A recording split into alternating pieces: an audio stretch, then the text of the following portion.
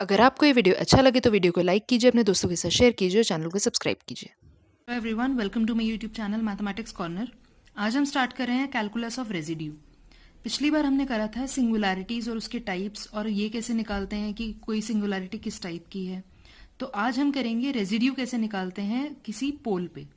So suppose a single valued function F Z has a pole of order m at z equal to a. Then by definition of pole, the principal part of Lorentz expansion of fz contains only m terms. हमने last time भी ये चीज करी थी कि अगर कोई singularity है वो पोल है तो उसके लॉरेंट्स एक्सपेंशन में कुछ फाइनाइट नंबर ऑफ टर्म्स होंगी और जो उसका हाईएस्ट ऑर्डर होगा वही पोल का ऑर्डर होगा। तो इसका मतलब क्या हुआ, अगर कोई सिंगुलैरिटी पोल है तो उस लॉरेंट्स एक्सपेंशन के प्रिंसिपल पार्ट में जितना उसका ऑर्डर है उतनी ही टर्म्स होनी चाहिए। तो अगर उसका ऑर्डर m है तो number of terms in Lorentz expansion is in principle part of Lorentz expansion is only m। तो इसका मतलब fz जो है वो हो जाएगा हमारा summation n equals to 0 to infinity an z minus a to the power n plus summation n equals to 1 to m bn z minus a to the power minus n, जहां पे an की value है 1/2 pi iota integral over c fz upon z minus a to the power n plus 1 dz और bn है 1/2 pi iota integral over c f Z upon z minus a minus n plus 1 d z. और C कोई circle है, C is a circle mod z minus a equal to r. अब अगर हम B1 निकालें तो कितना हो जाएगा, यहां से देखते हैं। B1 हो जाएगा हमारा 1/2 pi iota integral over C f z d z upon यहाँ -1 + 1 हो गया 0। तो B1 आ गया हमारा 1/2 pi iota integral over C f z d z. और यही B1 जो है इसी को हम कहते हैं residue of pole at z equal to a और इसे डिनोट करते हैं इस तरह से, रेजिड्यू ब्रैकेट में z इक्वल टू a। तो residue z equal to a कितना हो जाएगा b1। ऐसे ही अगर मान लेते हैं हमें रेजिड्यू निकालना है इन्फिनिटी पे, तो इन्फिनिटी पे जो रेजिड्यू है वो होता है -b1। तो -b1 का मतलब -1/2 pi iota integral over c f z d z. तो ये हो जाएगा आपका residue z equal to a equal to b1 equal to minus residue z equal to infinity. अब ये देखते हैं हम रेजिड्यू निकाल कैसे सकते हैं। तो कुछ मेथड्स हैं अलग अलग रेजिड्यू निकालने के। तो सबसे पहला मेथड तो है आपका residue of f z at Z equal to a is the coefficient of 1/z minus a in the Laurent series expansion of f z about a. तो अगर हमें रेजिड्यू निकालना है एट जेड इक्वल टू ए तो हम function का लॉरेंट्ज series expansion निकाल सकते हैं अबाउट ए। तो उसमें जो 1/z माइनस ए है इसका कोफिशिएंट जो है वो रेजिड्यू होता है। तो अभी हम देख ही चुके हैं, हमने बोला रेजिड्यू क्या है b1 है। तो b1 का मतलब क्या है, जो फर्स्ट टर्म होगी b1 मतलब अगर हम यहाँ 1 पुट करें तो ये हो जाएगा -1 यानी 1/z माइनस ए। तो इसका जो कोफिशिएंट है वो होता है रेजिड्यू। तो ये तो था फर्स्ट टाइप, जो 1/z माइनस ए का कोफिशिएंट है वही होता है रेजिड्यू। अब मान लेते हैं कि अगर सिंपल पोल है, अब हर बार तो हम एक्सपेंशन नहीं निकालेंगे, एक्सपेंशन निकालना काफी टीडियस टास्क होता है, हर बार हम एक्सपेंशन निकाल भी नहीं सकते हैं और प्लस काफी टाइम कंज्यूमिंग भी होता है। तो उसके लिए कुछ अलग मेथड्स भी हैं। मान लेते हैं जो हमारा पोल है वो एक सिंपल पोल है, मतलब उसका ऑर्डर 1 है। तो पहला मेथड तो है, अगर मान लेते हैं सिंपल पोल है एट जेड इक्वल टू ए तो रेजिड्यू हो जाएगा हमारा limit z tending to a z minus A F Z. तो जो एफ जेड है उसके साथ हमने z माइनस ए को मल्टीप्लाई किया और लिमिट ली z टेंडिंग टू a, तो ये हो जाएगा हमारा रेजिड्यू। दूसरा मेथड है सिंपल पोल के लिए ही, अगर एफ जेड को हम लिख सकते हैं as phi Z upon psi Z. हमने उसे दो इस तरह फंक्शन के टर्म्स के टाइप में लिखा है, phi Z upon psi Z.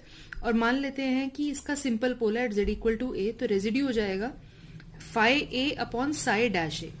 तो रेजिड्यू कितना हो गया, z की जगह हमने a पुट कर दिया और डिनोमिनेटर को डिफरेंशिएट कर दिया, तो phi A upon psi dash ए। ये हो गया हमारा दूसरा मेथड सिंपल पोल के लिए। अब मान लेते हैं अगर पोल हमारा सिंपल नहीं है, किसी ऑर्डर का है, ऑर्डर है m, तो कैसे करेंगे। तो residue at Z equal to a, मान लेते हैं इसका पोल का ऑर्डर m है, तो ये हो जाएगा limit z tending to a 1/m-1 factorial dm-1 upon dz m-1 into z minus A to the power m F Z. तो जितना इसका ऑर्डर है उससे एक कम डिफरेंशिएशन करेंगे।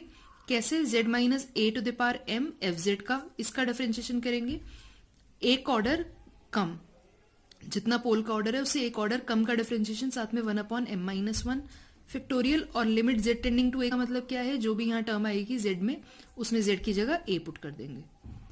तो ये तो है जब हमारा पोल है किसी ऑर्डर m का। फोर्थ मेथड है पोल एट इन्फिनिटी निकालने का। तो वो क्या है, लॉरेंट सीरीज का एक्सपेंशन अगर हम करेंगे fz का अबाउट z इक्वल टू 0, तो उसमें 1/z का जो कोफिशिएंट है उसका नेगेटिव कोफिशिएंट, जो भी कोफिशिएंट आएगा उसका जो नेगेटिव होगा वो एक्चुअली पोल होगा एट इन्फिनिटी। किसमें, Laurent's expansion of fz about z equal to 0 के। तो एक एग्जांपल देख लेते हैं। Evaluate the residue of z² upon z-1, z-2, z-3 at 1 and 2। तो हम देख सकते हैं 1 और 2 दोनों पे सिंपल पोल है, तो हम जो है फर्स्ट वाला मेथड यूज करेंगे। जो फर्स्ट वाला मेथड है एक्चुअली ये वाला, limit z tending to a z-a fz, ये बहुत इंपॉर्टेंट मेथड है। हम ज्यादातर इसी को यूज करते हैं, ये बहुत ज्यादा यूज होता है फर्स्ट वाला मेथड, तो इसे तो हमेशा याद रखना है। इसे हम हमेशा ज्यादातर इसी को यूज किया जाता है।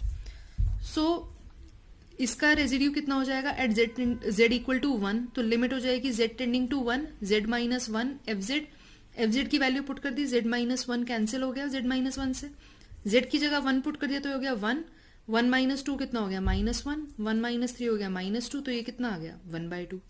सिमिलरली अगर हमें निकालना है एट z इक्वल टू 2, तो कितना होगा, z-2 पुट किया, इधर साथ में z² upon z-1, z-2, z-3, ये कैंसिल हो गया, z की जगह हम 2 पुट कर देंगे तो हमारा आंसर आ गया -4। तो ये हो गया हमारा रेजिड्यू। इसी तरह अगर आप चाहें तो z इक्वल टू 3 पे भी निकाल सकते हैं। तो आई होप आप इसको खुद ही ट्राई करें z इक्वल टू 3 पे निकालने का। अब इसके बाद एक और एग्जाम्पल देखते हैं। दूसरा एग्जाम्पल जो है, हमें रेजिड्यू निकालना है इसका at z equal to infinity. तो फंक्शन है हमारा z³ upon z-1, z-2, z-3, infinity पे निकालना है। तो इन्फिनिटी पे निकालने के लिए हम जो मेथड यूज कर रहे हैं वो है लॉरेंट सीरीज एक्सपेंशन मेथड। तो उसके लिए हम कैसे करेंगे, ऊपर है z³ और नीचे भी 3 टर्म्स है हमारी लीनियर। तो हम कर क्या रहे हैं, हम तीनों टर्म से z कॉमन ले लेते हैं। तो इधर से भी z आ जाएगा, इधर से भी z, इधर से भी z, तो हमारे पास बाहर आ जाएगा z³, और अंदर क्या बचेगा, यहां से बचेगा 1 - 1/z, तो इधर आ गया 1 - 1/z, फिर 1 - 2/z, 1 - 3/z, ये कैंसिल हो गया। इन तीनों टर्म्स को ऊपर ले जाएंगे तो इनका इनवर्स। अब 1 - z टू द पावर -1 कितना होता है, 1 + z एंड सो ऑन। तो बस एक्सपेंशन को हम यूज कर लेंगे, तो ये हो जाएगा कितना, 1 + 1/z एंड सो ऑन। हमने आगे के इसलिए नहीं लिखे क्योंकि हमें कोफिशिएंट चाहिए 1/z का, तो हमें पावर चाहे z² हो z³ हो उनकी जरूरत ही नहीं है, तो उनको हम लिखेंगे ही नहीं। इधर हो जाएगा 1 + 2z प्लस सो ऑन, इधर हो जाएगा 1 + 3z एंड सो ऑन। अगर हम इन्हें मल्टीप्लाई करें, 1 को मल्टीप्लाई करेंगे सबसे कितना आ जाएगा 1, फिर 1/z इंटू 1 करेंगे तो 1/z, 2/z इंटू 1 करेंगे तो 2/z, 3/z इंटू 1 करेंगे तो 3/z, इनको ऐड किया कितना हो गया 6/z। तो 1/z का कोफिशिएंट यहाँ पे कितना है 6, लेकिन हमें निकालना किस पे, इन्फिनिटी पे। तो इन्फिनिटी पे क्या होता है, negative coefficient of 1/z। Negative coefficient of 1/z कितना हो जाएगा, ये 6 है तो कितना हो गया -6। एक एग्जाम्पल और देखते हैं जिसमें हम इवेल्युएट कर रहे हैं at pole of an order m। तो क्वेश्चन है हमारा, evaluate the residue of fz is equal to z+1 upon z-2 whole square z-1 at z equal to 2। तो z इक्वल टू 2 पे ये पोल है ऑफ ऑर्डर 2 का। तो पोल ऑफ ऑर्डर 2 है तो हमें फॉर्मूला ये वाला यूज करना पड़ेगा, limit z tending to a 1 upon m-1 factorial d m-1 upon dz m-1 into z - a to the power m fz। अब यहाँ पे a हमारा कितना है 2 और m भी कितना है 2, तो a 2 है m 2 है, इनकी वैल्यू पुट कर देते हैं। तो लिमिट हो जाएगी z tending to 2, 1 upon 2 - 1 factorial मतलब 1 फैक्टोरियल, d 2 - 1 यानी 1, तो d/dz हो गया। और इधर कितना है z - 2 टू द पावर 2, तो ये z - 2 का स्क्वायर और साथ में fz। तो fz है हमारा कितना z+1, z - 2 का स्क्वायर z-1, इन्हें कैंसिल कर दिया, हमारे पास बचा z+1 अपॉन z-1। तो अब हमें करना क्या है, इसको एक बार डिफरेंशिएट करना है। तो इसको डिफरेंशिएट करेंगे कैसे, क्वोशिएंट रूल से। तो z+1 का डिफरेंशिएशन कितना हो गया 1 और इंटू z-1, तो ये आ गया z-1 minus differentiation of denominator, तो z-1 का हो गया 1 और numerator as it is z+1 upon denominator का होल स्क्वायर, तो z-1 का होल स्क्वायर, z और z कैंसिल हो गया, ऊपर आ गया -2 upon z-1 whole square, z 2 पे टेंड कर रहा है तो z की जगह 2 पुट कर देते तो 2 माइनस 1 हो गया कितना 1, तो आंसर आ गया हमारा -2। आई होप आपको इससे हेल्प मिली हो रेजिड्यू समझने में और आपको ये वीडियो पसंद आया हो। नेक्स्ट टाइम हम करेंगे Cauchy residue theorem. So thank you everyone. अगर आपको ये वीडियो पसंद आया हो तो अपने दोस्तों के साथ शेयर ज़रूर कीजिएगा।